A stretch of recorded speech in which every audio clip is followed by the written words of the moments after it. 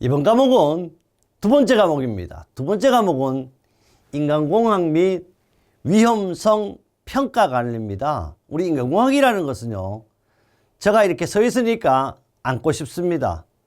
앉으면 사람은요, 눕고 싶잖아요. 그런데 누우면 가장 안전합니다. 근데 누우면 안전한데 활동을 못하니까 뭘 못한다? 일을 할 수 없는 거예요. 그래서 인간공학 목적인 생산성 향상이 불가능하죠. 그래서 사람은 앉으면 눕고 싶은 그런 마음인데, 그렇게 하는 걸 가지고 우리는 인간공학이라고 한다. 인간공학을 하면 어떻게 해? 당연히 이렇게 리스크도 따를 것이고, 리스크에 대한 평가를 해야 됩니다. 평가를 하고, 평가를 해서 끝나지 않고 관리하는 걸 가지고 우리는 인간공학 및 위험성 평가 관리라고 그러죠. 인간공학 및 위험성 평가 관리는 21번부터 40번까지가 되겠습니다. 21번째 보니까요. 다음 상황은 인간의 실수의 분류 중 어느 것에 해당하는가 그래서 인간의 실수의 분류인데요. 전자기기, 수리공이. 근데 사실 이 문제 출제를요, 조금 이렇게 생각한다면 전자기기 기술자라든지 전자기기 명장이라 이렇게 표현하는데, 이게 이제 옛날 방식이고요. 또 이 자체가 전부 다 일본의 그 내용을 그대로 옮겨서 이렇게 다 아직도 이렇게 나와요.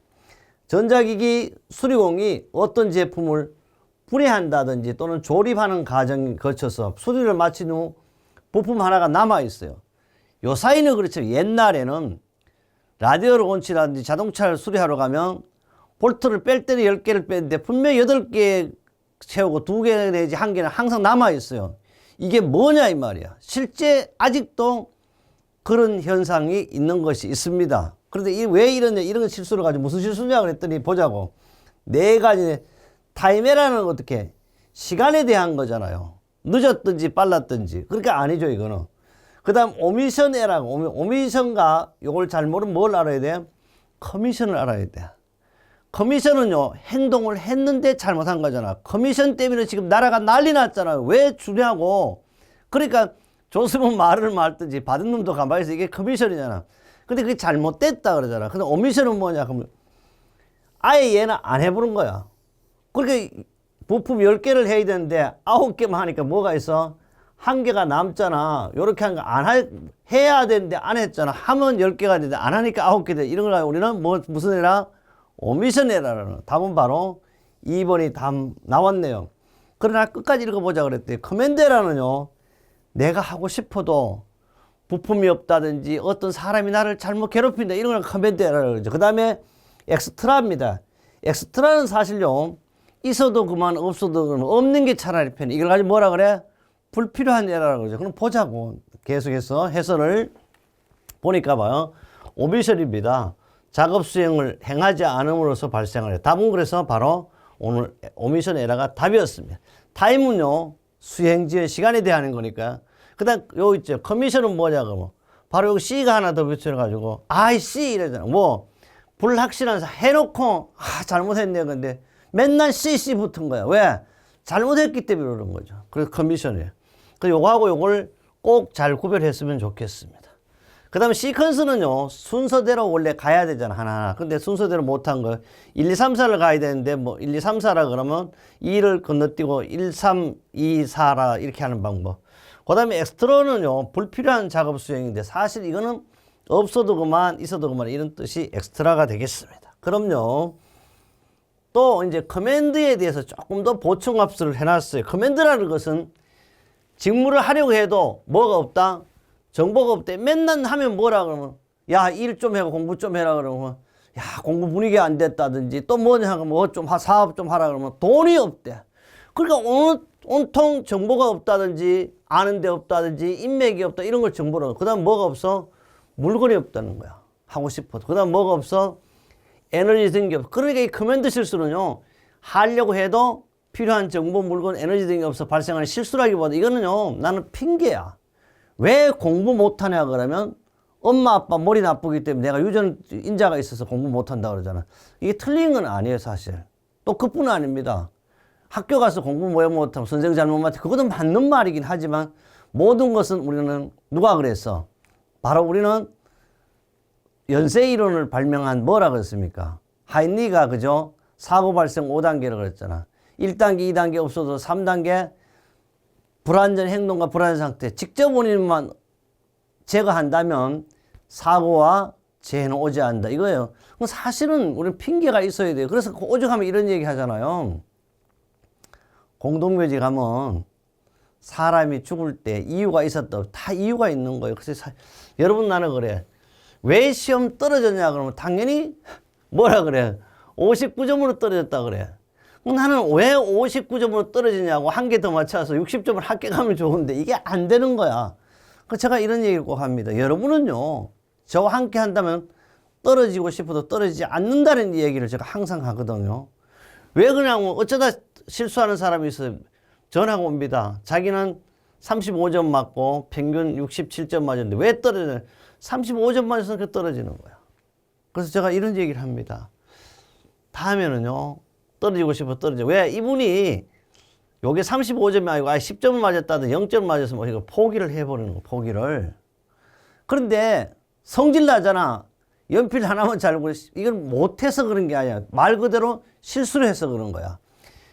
2번이 답인데 읽어보니까 왔다리 갔다리 하니까 3번이 하니까 요것만 안 고쳤으면 합격되잖아. 여러분도 그런 심리예요. 그래서 반드시 때로는 모를 때는 한번 찍은 그냥 놔둬 뿌려. 그렇게 차라리 왜? 우리 사람은요. 바로 선행견이라 그래. 그런 것도 있고 즉시하는 관찰력이 있습니다. 한번 했던 걸 안 고치는 방법도 좋은 거다. 그래서 저는 오늘 이 시간에 얘기하고 싶은 것은 이제는 남의 핑계를 대지 말고 내가 스스로 하자. 그래. 커맨드에 가오를 범하지 않았으면 좋겠습니다. 그럼 22번째인데요. 22번째 엄청 거창하게 말을 많이 만들어 놨어요. 그럼 이것을 제가 복귀한 문제로서 내가 수정을 했나? 수정한 게 아니에요. 역시 이거는 한국산업인력공단 문제은행에 들어있는 문제를 가지고 우리가 복귀를 했고 또 이것은요 복귀를 그냥 그대로 한 것이 아닙니다. AI한테도 물어보고 또 모든 이쪽 저 지식을 동원한 겁니다. 22번 보니까 섬유입니다. 이런 건 없어도 섬유 유연제 생산 공정이 복잡하게 연결돼 있어 작업자의 불안전 행동을 유발하는 상황이 발생하고 있다. 그리고 이거 다 필요 없을까지 이것을 해결하기에는 위험 처리 기술, 실제로 요거가 핵심이고 요것이 목적이에요. 위험 처리 기술에 해당되지 않는 것은 우리 리스크 처리 기술은 뭐라 그러죠? 첫째, 나의 것을 이 위험을 남들한테 대신 맡겨보는 위험 전가하는 거죠. 그럼 누구 맡기냐? 우리 자동차를 타고 다니는 참 우리나라 사람 자동차를 타고 다니면서 혹시란 자동차에 대한 리스크가 위험이 있으니까 뭘 들어? 보험을 들잖아, 보험을. 그게 대표적인 걸 위험 전가시키는 거잖아. 바로 우리는 뭐라 그래요? 위험을 우리는 어떻게 전가시키는 걸 이게 있죠, 이게. 위험 전가. 이거는 보험으로 어떻게 위험을 조정하는 거죠. 이게 바로 시험 나오잖아요. 이거 하는 거. 그래서 이걸 하는 이유는 다음 중 보험으로 위험을 조정하는 게 리스크 처리 기술 중에 뭐냐면 답이 전가예요, 전가. 또 위험 자체를 어떻게 다시 하는 게 아니고 보류시키는 거야. 야, 위험한 거는 지금 안 할게. 다음에 하자. 이런 뜻이 다음에. 이 보류한 거야. 그럼 누가 그런 언젠가는 하겠지. 언젠가는 하는 게 아니야. 왜? 새로운 기술도 이런 거. 그 다음에 위험을 어떻게 하더라도 감축시켜서 하자. 뭐 이런 방법. 그 다음에 작업 순서의 변경 및 재별 이런 게 있나 하면 없어. 이런 건 존재 자체가. 답은 4번이죠. 그럼 보자고. 원래 리스크라는 것은요. 일을 하다 보면 뭐라 그랬어요? 뭐 리스크라는 것은 항상 이거 리스크는 뭐 강도 곱하기 빈도라는 걸 이거 알아야 돼요. 얼마나 리스크를 당하면 강하게 발생하냐, 얼마나 자주 일어나냐, 이거 리스크라고 그러죠. 그럼 리스크예요. 조정하는 기술은 첫째, 회피하는 거. 여러분들 이게 사실 말도 안 해. 위험한 건 나는 안 해. 그래서 이게 자꾸 우리는 3D 업종이 나왔어요. 3D가 나는 사실 뭔지도 모르겠어요. 그래서 우리나라는요, 조금 냄새가 난다든지, 좋게 향기, 냄새 난다든지, 손에 부딪히한다든지, 또는 귀에 거슬리는 마료, 이런 걸 가지고 안 하니까 이 회피하니, 너무 우리가 회피를 많이 하니까 현장에 가면요, 건설 현장, 우리나라 사람이 있다 없다? 거의 없으니까 세계에서 다 와서 글로벌 시장이 돼버렸습니다. 이것이 난 나쁘다기보다는 안 하니까 그런 거야. 저는요, 좀 열심히 해서, 지금요, 우리는 바로 스튜디오가 지금 몇 시에 지금 운영되는지 압니까?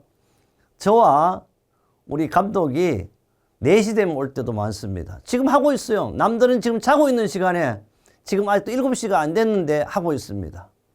중요한 것은 위험한 것은요. 반대로 내가 먼저 했으면 좋겠어. 그러니까 죽으라는 게 아니고 이거 회피하지 말자는 거 회피. 이러니까 안 돼. 그 다음에 첫째, 그 다음에 위험을 어떻게 해? 가장 좋은 것은요. 제가 하는 게 가장 좋은 거 없애버려요. 그 다음에 보류하는 거, 다음에 하라고 그러는 거, 그 다음에 점거하는 거, 이런 거 같다. 근데 어쨌든 렌즈는 없다. 답은 몇 번? 답은 바로 4번이 없는 거다. 그 다음에요. 와, 23번입니다. 인간공학에 대한 설명으로 틀린 것은 한 거래. 인간 기계 시스템, 맨머신 시스템 안전성, 편리성, 효율성을 높이기 위한. 그러니까 인간공학의 목적이 바로 안전성, 편리성, 효율성. 하나 더 있다면 뭐가? 인간이나 기계에 대한 어떻게 생산성을 향상하는 생산성이 있을 수 있어요. 그 다음에요. 인간을 잘 봅니다. 인간을 작업과 기계에 맞추는 설계 철학이 바탕이 된다는 게 말 때나 반대가 되죠.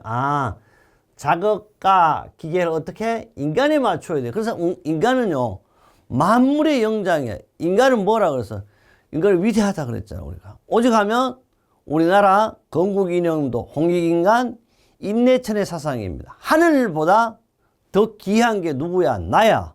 그래서 여러분 바로 인간을 기계에 맞추는 게 아니고 모든 것은 나에게 맞춰라 이래야 돼요. 사실 그래서 여러분도 왕이 돼야 되는 거예요. 사실 왜? 그러면 짐이 곧 국가의 루이 14세가 하는 게 아니고 나에게 맞추라는 거죠. 이게. 그럼 어떻게? 그게 바로 나는 인간공학이라고 생각해요. 여러분도 있잖아요. 산업안전, 건설안전 자격증 따세요. 따서 어떻게 해야 되는가? 따는 거로 만족하지 말고 또 지도사를 따. 그래서 나는요. 신이 인정하는 박사는 아니더라도 기술사, 시설을 따겠다. 제가 이런 표현을 했어요. 제가 어떤 공공기관에 장을 할 때 박사를 이렇게 취득하신 분은 축하해 또 이런 얘기 합니다. 정말 지금 살아있는 인간들도 당신을 존경하고 부러워합니다. 그 다음 뭐라 그래요? 오죽하면 신도 당신을 인정한다 그랬어. 왜 그럴까? 우리가 이게 말도 안 되는 얘기했던 지방 알잖아요. 그럼 지방을 쓰면 죽으면 고학생 부분 이렇게 쓰는데 한번 보세요. 박사를 받은 사람은 어떻게 해? 공학 박사 누구 신이 이렇게 쓴다고. 그러니까 바로 좀 뻥이게 아니고 실제 하잖아요. 신도 인정하는 게 바로 박사다 이런 얘기 하고 싶어요. 그러니까 중요한 것은 바로 나는 왕이기 때문에 이걸 나에게 맞춰야 돼. 이걸 답을 이제 잊어먹게 하기 위해 제가 얘기한 답은 몇 번? 틀렸어. 2번. 3번. 인간이 사용하는 물건 설비 환경의 설계에 적용되고요. 인간의 생리적, 심리적인 면에서 특성이나 한계점을 고려하는 것이 바로 인간공학에 대한 내용입니다. 인간공학을 한마디로 줄여서 말한다면 인간은요. 인간공학이란 기계기구, 물리적 조건, 인간의 특성, 능력에 잘 조화하도록 설계하기 위해 수단을 오는 연구한 학문이 바로 인간공학입니다. 그래서 인간공학 박사도 상당히 많이 있습니다. 요 사이를 그래서 이걸 가지고 AI에 접목시켜가 AI 인간공학 이렇게 하기도 합니다. 그 다음 24번째입니다. 와, 24번째는 이번에는요, 계산문이 조금 많아요. A 작업은 평균 에너지 소비량이 다음과 같을 때 60분간의 총 작업 시간대에 포함되어야 하는 휴식 시간은 알아야 돼. 몇 분인가 이래 나오잖아. 그러니까 휴식 중 에너지 소비량을 우리는 1.kcal 민이에요. A 작업 시 평균 에너지 소비량을 가지고 우리는 6kcal 민입니다. A 기초 대사를 포함한 작업에 대한 평균 에너지 소비량 상한을 가지고 5kcal입니다. 그러면요. 휴식 시간 공식은 바로 어떻게 됩니까? 바로 E라는 것은 바로 뭐냐면 바로 여기죠. 작업 시 평균 에너지 소비량이 E예요. 소비량이 E. 그 다음에 여기서 알아둘 것이 A 기초 대사를 포함한 작업 평균 에너지 소비량이 5입니다. 이거는 정해진 거예요. 정해져. 그 다음 1.5라는 것은 휴식 중에 에너지 소비량이라는데 사실 이거는 기억해야 돼. 우리가 여기서 알아둘 것은 이 공식에 그대로 집어넣으면 뭘만 기억하냐? 그럼 아무것도 없어. 알아야 될 것은 6만 기억하는 거야. 나머지 다 없잖아. 나머지 공식이니까 요것만 숫자가 들어가는 거죠. 이렇게 하니까 얼마요? 바로 분당 13.33분만 같은 어떻게 휴식을 가져라. 그러니까 어떻게? 답은 바로 4번. 이 내용은 정말 계산이라기보다는 그냥 이렇게 암기죠. 또 하나 더 알아둘 게 있어. 이거는 뭘 한다. 이것도 간단한 것도 반드시 여러분 어떻게 계산기를 지참하셔야 합니다. 그 다음에요. 요거 이제 휴식 시간에 대한 공식이니까 왜 이래 나왔다 하니 이거는 뭐 이는 바로 작업시 평균 에너지 소비량이 항상 얼마? 5예요. 분은 총 작업시 60분을 말고 1.5kcal 왜 하냐 그렇게 휴식 시간 중에 에너지가 소비되는 양이다. 그리고 이 5kcal인 이유는 기초대사량을 포함한 보통 작업에 대한 평균 에너지인데 때로는 4가 나올 수도 있다. 이거는 뭐냐면 기초대사량을 포함하지 않을 경우는 4를 쓰고 근데 이것도 잘 몰라야 돼. 기초대사를 포함할 때는 5를 쓰고 기초대사량을 포함하지 4를 쓰는데 요거는 어떻게 다 정해져 줍니다. 25번째입니다. 25번째는요. 어떤 소리가요. 그럼 소리에 달린 1000Hz에 1000Hz에서 몇 대 60dB인 음과 같은 높이임에도 몇 배? 4배 더 크게 들린다면 이 소리의 음압수는 음의 압력은 얼마냐 근데 이걸요 물론 기본적으로 할 때는 10dB이 증가하면 몇 배 증가? 2배가 증가해. 20dB를 증가하면 4배가 증가. 10dB일 때 얼마냐 그럼 항상 20이에요. 그리고 이게 4배가 증가하니까 이렇게 해서 말하는 거 이렇게 바로 사실 이게 40 이렇게 더 할 수도 있지만 요게 별로 왜냐 그러면 여기서 얘기한 4배가 들리니까요. 10일 때는 20이야. 그 바로 20에다가 4배니까 이렇게 곱하면 바로 이렇게 80이 될 수도 있고 이게 쉽게 하는 방법이고요. 그럼 또 하나 제가 이래서 이거는 원래 벌써 도표로 만들어져 있어요. 폰과 소노 관계 해가지고 봐요. 1손이면 얼마? 40폰이에요.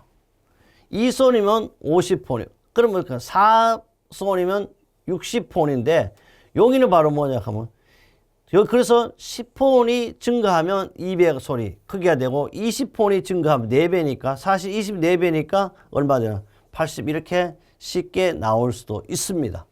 물론 또 좀 더 자신 있는 분은 이런 공식을 적용하기도 하는데 이거는 뭐 공식이라기보다는 간단하게 하는 것은 그냥 이거는 4배 증가할 때는 80dB이다 이렇게 기억하시면 쉽게 해결이 되겠습니다. 그 다음에요. 26번째 문제가 되겠어. 26번째는 어느 부품 1000개입니다. 1000개를 몇 시간이냐가 10만 시간 동안 가동하였을 때 몇 개의 불량품이랑 5개의 불량품이 발생하였다. 평균 동작 시간, 이거 바로 평균 동작 시간을 어떻게 구하냐는데 평균 동작 시간은 불량품 수 또는 이걸 가지고 고장수라 그러게 돼요. 이거 몇 개? 5개가 발생했어요. 그 다음에 분자는 반드시 부품수 곱하기 가동시간. 부품 몇 개냐니까 1000이에요. 1000. 그 다음에 가동시간이 10만 시간이니까 10만을 곱했어. 그럼 나누니까 바로 얼마냐 그러면 2에다가 동그라미 7개니까 이렇게 표현할 때 그대로 해도 되지만 2에 10에 7성 나온 대로 하면 되는 거야. 이렇게. 이것도 왜 나왔냐? 2에다가 하나, 둘, 셋, 넷, 다섯, 여섯, 7개. 또 그리고 2에 10 곱하기 동그라미가 7개라 이런 뜻입니다. 그럼 이렇게 표현했대. 쉽게 우리는 알 수. 그렇다면요. MTTF를 다시 한번 이것만으로 나오니까 MTTF라는 것은 평균 동작 시간 고장까지 요걸 시간이 요거죠. 요걸 가지고 뭐야? 별로 고장 유형을 말하잖아. 이걸 말하는 거지. 이거 알죠? 이렇게 하면 초기 고장, 우발 고장, 마모 고장 이렇게 나타내는 거잖아. 이게 바로 뭐. 그럼 제품 고장 시 수명이 다하는 것으로 평균 수명을 나타내는 거다. 이렇게 수없이 반복돼서 출제됐다는 것을 알 수가 있습니다. 27번째인데요. 국소진동입니다. 국소진동이라는 것은요. 몸의 전체 진동이 오는 게 아니고 내가 드릴 작업을 하면 뭐예요? 주로 손에만 오잖아. 그라인딩 작업을 손에 오잖아. 이런 걸 가지고 국소진동이라고 그래. 전체 진동은 뭐 이렇게 내가 지게차를 운전한다든지 아니면 차간기를 하면 발끝부터 머리까지 떨리는 걸 전체 진동이라고 해요. 국소진동이에요. 지속적으로 노출된 근로자에게 발생할 수 있으며 말초혈관장애입니다. 말초혈관장애라는 건 혈관, 피가 멈춰버리든지 피가 어떻게 많이 솟구치는 걸 혈관장애잖아요. 손가락이 창백이라는 것은요, 손가락이 빛이 난다는 얘기가 손가락이 하얗다는 거. 우리 하얗다는 게 좋은 거 아니에요? 피는 무슨 색깔? 빨간색이잖아. 그러니까 이 빨간색이 장애에 보이지 않지만 우리 손이 약간씩 붉은기가 있어야 되는데 창백해졌다 이러면 안 되는 거야. 그 창백해지고 동통을 동통이 뭐죠? 동통이라는 것은 손이 통통 부어버린다. 우리 이러잖아. 아, 이거 가지고 제가 알았는데 지금 설명이 안 되네. 약주를 많이 드시기는 이러면 왜 손가락이나 발가락 이렇게 부어가지고 무슨 병이라 그러는데 그걸 가지고 이렇게 그게 해요. 그러면 당신은 생선을 너무 많이 먹었다 이런 걸 가지고 말하는데 왜 통증 그렇죠. 통풍입니다. 그래 통풍이라는 건 뭐냐면 이렇게 손가락이라는 이렇게 붓는 걸 통풍이라고 그래. 발가락도 부어요. 그래서 이런 통풍을 일으키는 사람들은 뭐라 하면 푸른 생선을 많이 먹어서 그렇다 이런 얘기 하죠. 그래서 그래서 통풍 하면 바람이 약간만 불어도 아플 정도로 이렇게 통풍은 아프답니다. 느끼는 질환의 명칭 이거는 뭐냐 하면 말초혈관 장애와 손가락이 창백해지는 국소진 이걸 가지고 우리는 레이노병이라고 그래요. 하나의 규펜이 파킨슨의 C집 현상 설명할 레이노병인데 실제 우리 시험에는 산업안전기사나 건설안전기사 이게 레이노병밖에 안 나옵니다. 그럼 보면 레이노병이라는 거 이거 레이노면 레이노지 이름을 따서 만든 거예요. 레이노 혈관운동신경계 장애를 주중으로 하는 질환이고 프랑스사 봐요. 레이노가 1834년에서 1881년까지 살았네. 한 70년 살았나요? 아 70년이 아니고 34니까 한 40년밖에 안 되네. 보고한 것으로 피부 교원 섬유의 이상에서 오는 교원병으로도 볼 수 있고 사지라는 것은 다리팔 다리팔이를 말해요. 다리와 팔 사지의 동맥의 간헐적 경련이나 혈액 결핍 때문에 손발 끝이 창백해지고 빳빳하게 굳어지면 냉감, 우주감은 뭐냐 봐요. 개미가 기어다니는 듯한 감각, 동통을 느낀다 그러는데 이런 걸 가지고 뭐냐 그러면 레이노병인데 레이노병은 자체는 사실 국소 진동에 의해서 발생한다. 이거면 우리가 알면 되잖아요. 그러나 레이노라는 것은 프랑스사의 자기 이름을 따서 병의 원인을 발명했기 때문에 레이노병이라고 합니다. 그러면 조금 더 해설을 보면요. 이런 건 파킨슨병, 우리는 요사이 노인들은 파킨슨병이 걸린다고 봐요. 신경세포 소실로 발생하는 대표적 퇴행성 신경질이에요. 그러다 보니까 이렇게 항상 지팡이를 짚고 다닌다더니 참 저도 이런 거 보면 걱정입니다. 그 다음 규폐는 유리규산 분진을 흡입함에 따라 발생한 폐 섬유화. 이거는 뭐냐 규폐가 되려면요. 폐라는 것은 숨쉬기를 만들라. 이게 유리규산을 막혀가지고 폐가 뭐가 된다? 돌덩어리가 돼버려. 돌덩어리. 이런 걸 규폐증이라고. 그 다음에 C5D 현상. 소음성 난청 초기에 가장 발생. 이걸 알아줘요. 소음성 난청은 언제 가장 많이 발생한다. 또는 몇 헤르츠냐 그러면 4000헤르츠에서 가장 많이 발생한다. 이걸 기억하시면 돼요. 그 다음에 또 계산 문제인데 이건 너무 쉬운 거니까 좋잖아요. 백열로 이루어진 두 개 요소의 신뢰도가 각각 0.7이에요. 일 경우 시스템 전체 신뢰도는 이건 뭐냐 하면 백열이라 그랬잖아요. 이렇게 이루어졌다는 거예요. 이렇게. 또 그러니까 여기도 0.7, 여기도 0.7. 또 요거는 굳이 FT노를 이렇게 FT로 그리면 이렇게 그리는 거 아니에요. 이게 가지고 뭐요? OR 게이트다. 이렇게 하니까 바로 여기 0.7이니까 전체에서 1 빼기 0.7, 1 빼기 0.911이 나온다. 답은 바로 이렇게 할 수. 또 만약에 얘를 그냥 직렬이라 그러면 이렇게 되는 거죠. 이렇게. 그리고 0.7, 0.7이니까 직렬은 그냥 바로 0.7 곱하기 0.7. 그래 FT 기회로 그러면 이건 어떻게 해요? 이거 엔드 게이트가 되죠. 이렇게 할 수도 있다. 이 시험은 반드시 이번에도 출제된다 안 돼? 된다. 29번째는요. 반사경이 없어요. 반사경이 없이 모든 방향으로 빛을 발하는 점강원에서 3m 떨어진 곳의 조도가 300럭스 그러면 2m 떨어진 곳의 조도는 얼마냐? 항상 이건 어때요? 지금 필요한 건 3m잖아요. 떨어진 곳의 조도가 300이 나왔어. 그럼 2m는 얼마냐? 그럼 바로 이거는 우리 조도는 공식을 알아요. 거리의 자성. 거리의 자성이라는 건 바로 면적을 말하는 거예요. 강도, 비터 밝기니까 이거는 거리의 자성이 바로 얼마? 2분의 요걸 이렇게 잘 알아야 돼. 이게 바로 300럭스. 이렇게 하면 답이 얼마? 675럭스가 나온다는 걸 꼭 기억해야 되겠습니다. 어디 있어요? 이렇게. 거리의 자성분의 강도라는 걸 꼭 기억하셔야 됩니다. 이것도 계산 문제 역시 잘 나올 수 있는, 요거는 또 설명으로도 잘 나와요. 그러니까 어떻게 조도는 거리의 자성이 어떻게 반비례하고 강도에 비례한다, 이런 뜻도 알아두셔야 됩니다.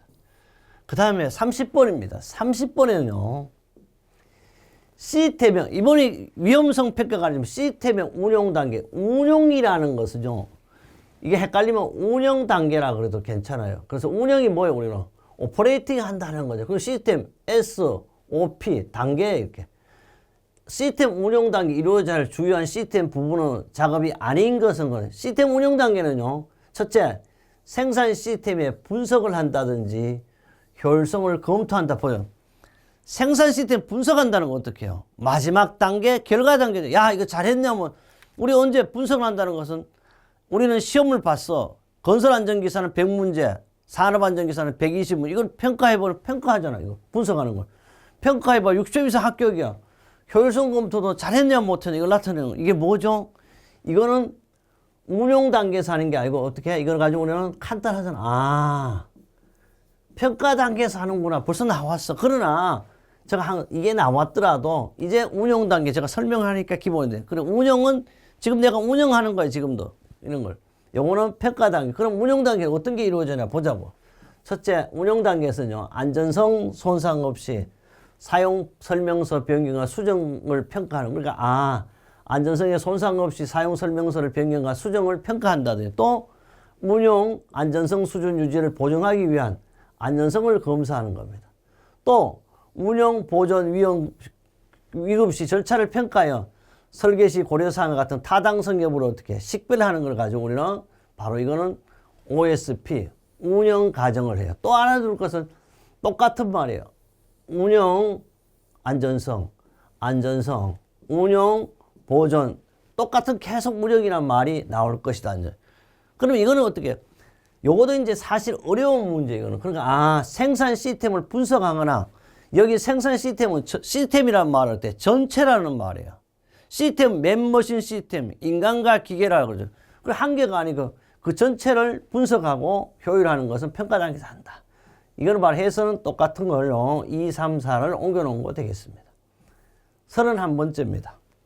31번째는요, 설비를요, 보존하는 거예요. 설비를 오래오래 사용하는 거, 보존하는 방법 중 설비의 열화를 방지하고 그 진행을 지연시켜 수명을 연장하기 위한 점검, 청소, 주유 및 교체 등의 활동인데, 나는 이런 걸 보면 이걸 해야 돼. 여러분도 있잖아요. 조금 더 안전하고 오래 살기 위해서는 어떻게 해야 되나? 나를 항상요, 점검을 해야 돼요, 사실. 저도 그걸 잘못해. 아침에 일어나서 있잖아요. 화장실도 가보면 문제 없냐, 이런 걸 점검하는 거예요. 그 다음에 청소라는 게 뭐예요? 옛날은요, 유태인들은 하루가 가장 행복하기 위해서는 뭐라 그랬어? 목욕을 하거나 입어라. 그러니까 목욕하는 게 엄청 중요한 거예요. 목욕하는. 그게 바로 우리 청소잖아요. 주유 및, 주유는 술 마셔야 되나? 그렇지 않더라도 물도 자주 마시고 그러잖아요. 주유.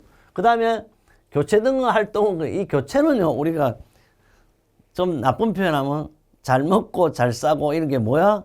교체가 돼요. 제가 들어가면 당연히 나와야 되는데 안 나오면 어떡해? 죽습니다. 이걸 교체라고. 이런 걸 가지고 하는 걸 뭐냐고. 이걸 가지고 뭐야? 이렇게 하는 걸 뭐라고 그래요? 점검 중에서도. 평상시에 하잖아. 그래서 이걸 가지고 보존에서도 이런 거 가지고 일상보존.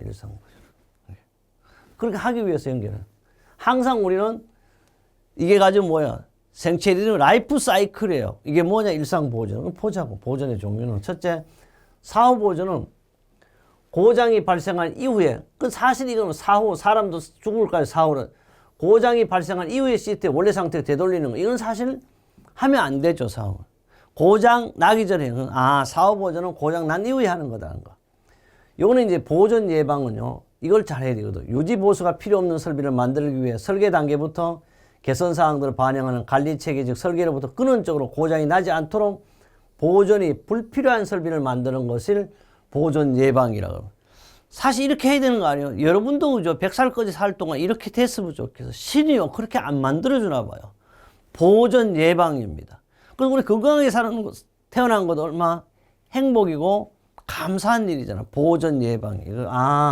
보존 예방은요, 실제 수명 기간 동안 수리할 수 없을 정도 잘 만들어야 된다는 거. 그 다음 세 번째요. 계량 보존. 설비가 고장난 후에 설계를 변경하거나 부품을 개선 등으로 수명을 연장하거나 수리검사 용이하도록 설비 자체의 체질 개선을 깨하는 방법. 그 말 뜻이에요. 계량한다. 좀 더 좋게 한다는 그런 거예요. 그 다음에 요게 이제 답이었잖아요. 일상보존이 뭐냐 그랬더니 설비 보존 방법, 설비 열화를 방지시키고 그 진행을 지연시켜 수명을 연장하기 위해서 점검하고 청소하고 주유하고 교체하는 걸 가지고 뭐냐 그러면 일상적으로 하는 사람도 이렇게 하는 거 뭐라 그래? 일상보존. 꼭 잘 기억하셔야 돼요. 또 답은요 이거밖에 안 나와. 시험은 항상 단 이런 거. 우리 지도사에는 이걸 이제 전체적으로 설명하는 거 틀린 것은 이렇게 나옵니다. 뭐 이렇게 네 가지 써놓고. 그 다음요 그 32번째를 보니까 멋진 문제가 하나 나온 것 같아요. 상황 해석을 잘못했대. 해석 자체도 잘못했어. 그럼 이게 한 가지 볼세요. 또 목표도 잘못 설정해. 두 개요. 와 뭐요? 반대로 쭉 하면 상황 해석도 잘못했고 목표도 잘못 설정해 발생한 인간은 둘 다 잘못. 상황도 잘못하고 목표도 이런 가지 뭐냐 하면 미스테이크. 이거는 뭐 아예 생각도 없는 거 목표도 없는 놈이에요. 이런 거. 이거 미스테이크라 그래. 실수라는 것은요 앞에다가 여기에다가 경실수라 이름 붙이기. 왜? 이거는 가벼운 거다. 뭐냐 하면 봐요. 의도는 올바른 맨날 생각은 올바로 했는데 행동이 의도한 거는 다르게 나타나는 오류. 이거는 우리 이럴 수 있잖아요. 실제 절대로 이런 의도는 항상 올바르게 생각하는데 행동이 따라주지 못하는 걸 실수로. 시험 문제는 항상 요거밖에 안 나와. 얘 아니면 얘인데 얘가 90%예요. 얘가 10개 나오면 어쩌다 이거밖에 안 나와요. 요거는 뭐예요? 착오, 미스테이크. 상황 해석을 잘못하거나 목표를 잘못 이해하고 착각 행하는 인간의 실수의 위치, 순서, 패턴, 형상, 기억 오류 등 외부적 요인에 의해서 나타나는 오류예요. 그래서 바로 뭐예요? 우리는 착오다. 이걸 잘 기억하셔야 되겠습니다. 그 다음에요. 이제 뭐 하나하나 보면 다른 거. 이거 건망증 보세요. 1년에 가지고 일부를 빠뜨리거나 기억의 실패에 의해 발생한 오류인데 이게 발생된 뭐라 그래요? 우리는 치매라 그러잖아요. 그래서 무서운 병이지 뭐. 이거는 위반은요 고의적으로 하는 거죠. 왜? 교통신호 위반해버리잖아요.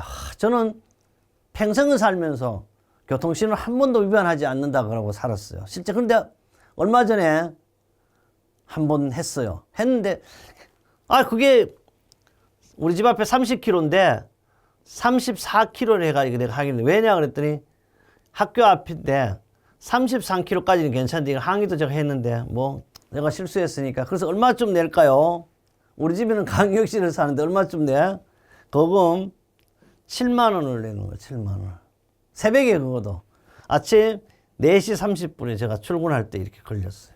이거 참 이럴 때 생각하면 그래서 참 기사를 써야 되겠다 이런 거 생각을 많이 하고 있습니다. 어쨌든 여기 답은 뭐 미스테이크라는 거. 그 다음에요. 봐요. 위반. 정해진 규칙을 알고 있음에도 의도적으로 따르지 않거나 무시한 경우에 발생. 그러니까 바로 뭐야? 이거는 위반이에요. 이거는 뭐야? 이거 위반을 하면 죄값을 치러야 돼요. 그럼 우리 위반입니다. 이런 거. 그 다음에 33번입니다.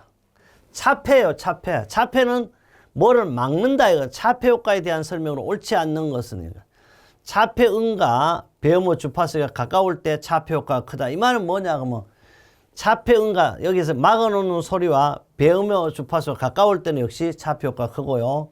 헤어드라이어나 소음 때문에 전화음을 듣지 못하는 것과 관련이 있어요. 왜냐하면 하나가 있으니까 하나는 못 들어요. 유의적 신호와 배경 소음의 차이를 신호 소음입니다. 이것은요 맞는 거고 이거는 틀리는 걸 나타내는 거. B로 나타내고요. 차폐 효과는 어느 한 음 때문에 다른 음에 대한 감도가 증가한다는 현상이다. 이런 게 있나? 맞아요. 차폐 효과는 한 음 때문에 다른 음에 대한 감도가 증가가 아니고 어떻게 감소되거나 듣지 못하는 현상. 그리고 바로 답이 된다. 또 1번, 2번, 3번 잘 모르더라도 조금만 신중하게 생각하면 아니 차폐 막았는데 길을 하나를 막았다 대표 좀 무시가 해서 근데 어떻게 하나를 더 잘 들리? 우리 이럴 수 있죠. 길을 더 잘 들기 위해 손을 이래야 되면 왜냐하면 소리를 귀에 손을 댄다는 건 소리를 모아달라는 그런 뜻이잖아. 이거 잘 보면 그래서 차폐 효과는 어느 한 음 때문에 다른 음에 대한 감도가 증가되는 게 아니고 감소하는 현상을 말하고 있습니다. 그 다음에요. 이거 뭐 앞에 이거는 굳이 그 차폐 현상 그 마스킹 영상 안 봐도 되겠죠. 34번째입니다. 일반적으로요, 인체 측정, 요걸 가지고 계측이라고 그러기도 해. 인체 측정치의 최대 집단치를 기준으로 한 설계는, 이 최대 집단치를 가지고 우리는 인간 계측의 세 가지 원칙 중에 뭐요? 극한치 설계를 말해요. 그럼 극한치는 최대치, 최소치를 말하는 거죠. 그럼 최대는요, 언제 설계하냐 그러니까 선반 높이, 선반은 이렇게 쎄 깎는 선반이 아니고 선반 물건 올리는 선반. 선반은 어떻게 해? 높은 게 나을까? 최대로 높이 해야 될까? 낮게 해야 될까? 높게 해놓으면 큰 사람은 할 수 있지만 작은 애가 되나? 안 되잖아. 그러니까 이거는 뭐니까 최소를 기준으로 하는 거야. 공구의 크기, 공구 있잖아. 드라이버라든지 이런 거, 이것도 어떻게? 역시 작게 해야 되죠. 작게. 출입문의 크기, 문 있잖아요. 작은 게 좋다, 큰 게. 불났어. 도망가려면 차고는 커야 돼. 그래서 이름 오직하면 대문이라 그러잖아. 크게 만들어. 크게. 아, 이거는 큰 사람을 기준으로 한다. 답이 3번. 아, 안내 데스크 높이. 사람 오는 거 있잖아. 안내하는 아이가 이제 딱 서 있어. 안내하는 아이 서 있는데 사람을 안내하는데 안내 데스크를 높여가지고 대통령이랑 딱 얼굴만 뭐. 요사이 대통령도 이만큼 와요. 요거까지 이제 방탄조끼라 뭐 입었나 봐요. 옛날 대통령은 어떻게 해? 입만 딱 나. 이만큼 가지고 어떻게 테이블을 높여놨는데 지금 대통령은 이만큼 나오더라고. 그 바로. 아, 옛날에 방탄조끼 없었는지 모르겠지만 하여튼 지금은 이렇게 얼굴만 나오는 게 아니고 거의 가슴까지 나오는 걸 봤습니다. 그래서 이 안내 데스크 높이도 작아야 돼. 답은 뭐 3번. 보자고. 인체 측정은요, 이걸 가지고 최대 집단치라 그러는데 정의. 대상 집단의 인체 측정 변수 상위 100분위 수를요, 기준으로 바로 얼마냐고. 90, 95, 99를. 그럼 여기 당연히 10, 5, 1은 뭐야? 이건 당연히 최소치를 기준으로 한다는 거야. 100 중에. 그거 봐요. 사용 어떻게? 요거는 최대치를 울타리 높이도 있잖아. 도둑놈 못 오게 하거나 이럴 때 높이 해야 돼요. 그 다음 봐요. 출입문, 통로, 의자 사이의 간격 등 공간 여유를 줄사리들이 뭐 이런 게 다 요거는 최소 지정한다는데 어쨌든 바로 이런 건 최대 우리는 하는 건 뭐 한다? 바로 출입문이다. 또 이 내용을요, 제가 설명도 하고 있지만 시험 문제는 뭐 이게? 문제 은행식이잖아. 오직하면 우리가 AI 맞추다 하고 연결돼 있어요. 이 시험 문제는요, AI가 선정해가지고 어떤 사람은 그래. 이번에 시험 볼 거요. AI한테 물어가지고 120문제 좀 추려주세요. AI가 했는 게 좀 뻥치면요, 한 개도 안 맞는 경우도 있습니다. 그래서 항상 어떻게 문제 은행식을 꼭 적용해가. 가인드 문제를 몇 년치 봐야 된다? 10년치만 보면요, 떨어지고 싶어 떨어지잖아요. 그래서 공부를 며칠 해야 된다? 열흘 정도는 하고 시험 보러 가야 된다고. 하루에 몇 시간씩? 3시간씩. 그래서 30시간은 꼭 공부하고 가서 시험을 봐주셨으면 좋겠습니다. 근데 시험 보지도 않고 한 2장 보고 가서 합격했다 그러면 물론 그럴 수도 있지만 거의 잘못된 거죠. 하여튼 최소한 30시간은 그냥 혼을 바쳐 공부하시면 좋겠습니다. 35번째인데요. 산업안전보건법 유해위험 방지 계획서의 심사 결과에 따른 구분하고 판정에 해당하지 않는 것은, 이거는요, 유해위험 방지서뿐 아니고 방지계획서뿐 아니고 모든 있잖아요. 국가에 서류 제출할 때 이걸 합니다. 우리 산업안전보험 어떻게, 진짜 좋으면 적정이에요. 그 다음에 일부라는 말은 없어요.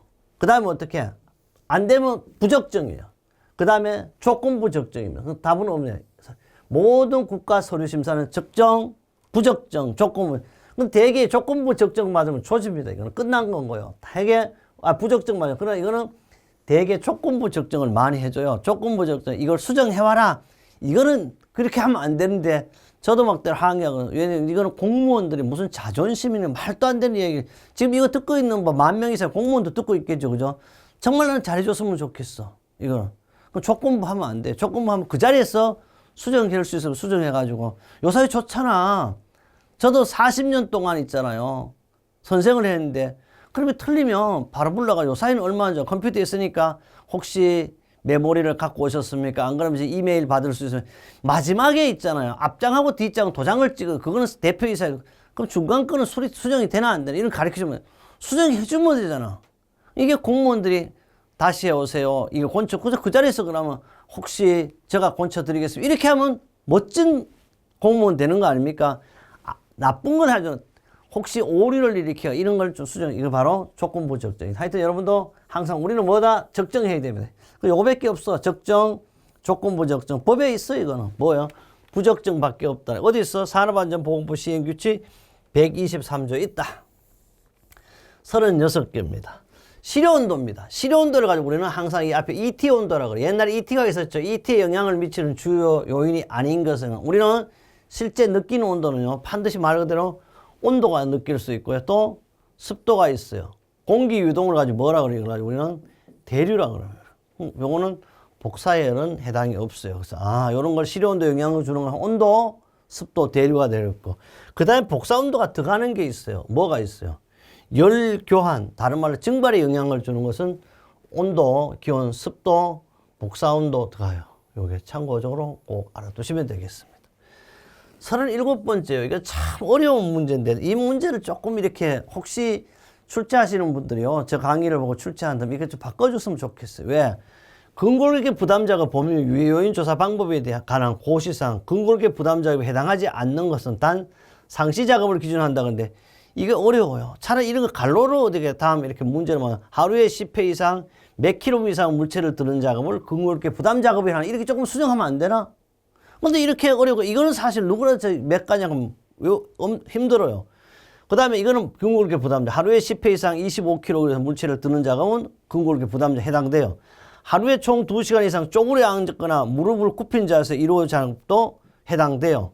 또 하루에 총 2시간에서 시간당 5회 이상의 손 또는 무릎을 사용하고 반복적으로 어떻게 하는 것도 해당되냐고. 요거는 이제 이게 근골격 부담 제일 끝에 나오는 부분인데 이거는 뭐냐? 5회가 아니고 10회에 10회. 그리고 여기 틀렸는데 이게 쉽지 않아요. 저도 할 때만 저도 그냥 찾으라고 하면 저는 맨날 아니까 항상 이거 여러분 보시는 분도 한번 출제를 좀 바꿨으면 좋겠다는 거 하고요. 또 하나는 시험 이제 보시는 분은 바로 그냥 3번을 찍으세요. 항상 이걸 왜 문제 은행식이니까 바뀌지는 안 바뀌어져. 그러니까 하루에 2시간 이상 시간당 5회가 아니고 10회 이상 손 또는 무릎을 사용하여 반복적으로 어떻게 충격을 가하는 작업이 10회로 있다. 그럼 어디냐? 4번까지 하고 보겠습니다. 바로 하루에 4시간 이상 집중적으로 자료 입력 등 위에 키보드 또는 마우스를 조작하는 작업도 근골격 질환이 올 수 있는 작업. 그리고 여러분 이런 걸 보고 또 그래. 어떤 사람이 저요 컴퓨터를 하루에 20시간 이상 하는데 이것도 근골격 부담 작업이 근골격 부담 작업. 그래서 요사이는 PC 하거나 연구원들도 근골격 부담 작업을 어떻게 해? 산재 신청이 돼.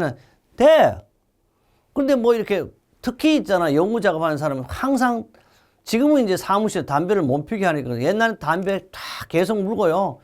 밤새 가면서 계속 일이잖아. 그 대표적인 것이 혹시 우리 안철수 국회의원이 보는지 모르겠는데 저도 안철수 국회의원을 카이스트 가서 강의 들을 때 너무 좋았었어요. 이분이 군대를 가기 위해서요. 계속 옛날에는 그 바이러스 연구하다가 잊어가지고 택시를 타고 뭐 이렇게 훈련 받으러 갔다는 그런 얘기를 들었어요. 그만큼 좋았는데 요사이 조금 뭐 좋다 나쁘다 저는 평가할 수 없지만 그러니까 연구하는 분은요 밤새는 걸 모르고 하는데 저도 그렇게 공부해봤으면 좀 저는 그런 공부까지 못 해봤습니다. 그러면 여기 우선 답을 먼저 말씀드리고요. 봐 여기 뭐예요? 하루에 총 2시간 이상 시간당 10회 이상 손 또는 무릎을 사용해 반복적으로 충격을 가하는 여기 뭐예요? 5회라고 틀려. 여기 3번이었죠. 그리고 여기밖에 안 나와 항상. 얘 아무도 출제하는 사람도 이걸 쉽게 하기 위해서 근데 이걸 쉽게 하기 위해서 하면 11번이니까 내가 한다면 이렇게 하더라도 4번을 잠깐 옮겨놨으면 좋겠어. 그지? 뭐 하여튼 여러분이 평가를 해주시면 좋겠어. 하여튼 꼭 출제하실 분은 한번 봐줬으면 좋겠다는 이야기를 하고 이 내용은요. 공로동 고시에 나오는 거니까 복합하겠습니다. 38번 다음 주 욕조곡선. 욕조곡선이라는 것은요. 이렇게 했다 욕조는 사실 이 욕조는 지금은 동양에 우리가 더 많이 써. 옛날에 이런 욕조가 어떻게 서양에 있었던 뭐예요. 욕조곡선에서 고장 형태, 일정한 형태의 고장이 나타나는 것은 이거잖아요. 우리 이렇게 하면 이쪽을 가지고 우리는 지금 너무 작게 이제 초기 고장, 이쪽에 우발 고장, 이쪽에 어떻게 해? 이걸 가지고 마모 고장이라.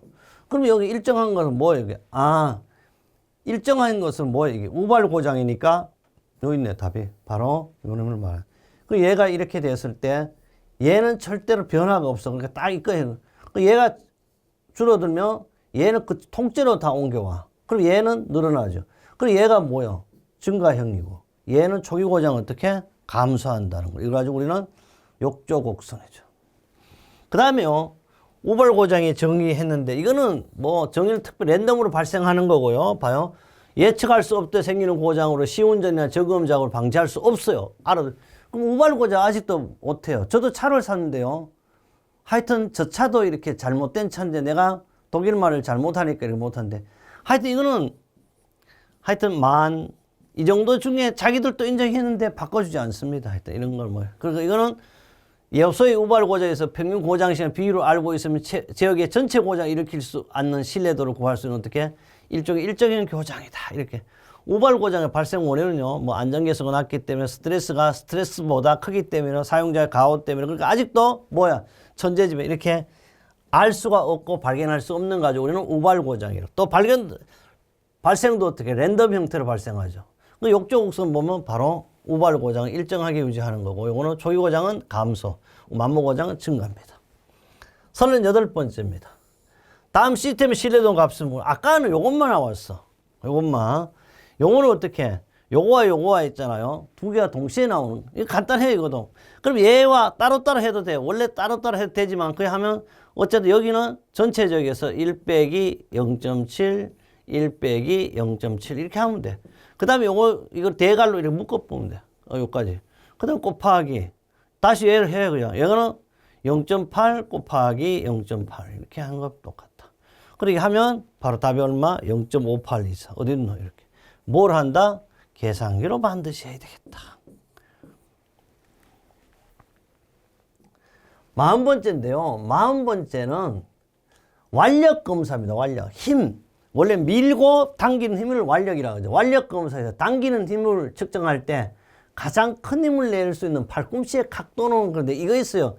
밀고 당기는 힘을 측정하는 건데 팔을 앞으로 뻗었을 때 최대고 이래 뻗으면 최대고 왼손은 오른손보다 얼마 정도 적냐 그러면 10% 적어요. 이걸 제가 이렇게 설명했더니 제가 이렇게 하는 게 아니고요. 세계적인 학문인데 이렇게 했더니 나 왼손잡이요!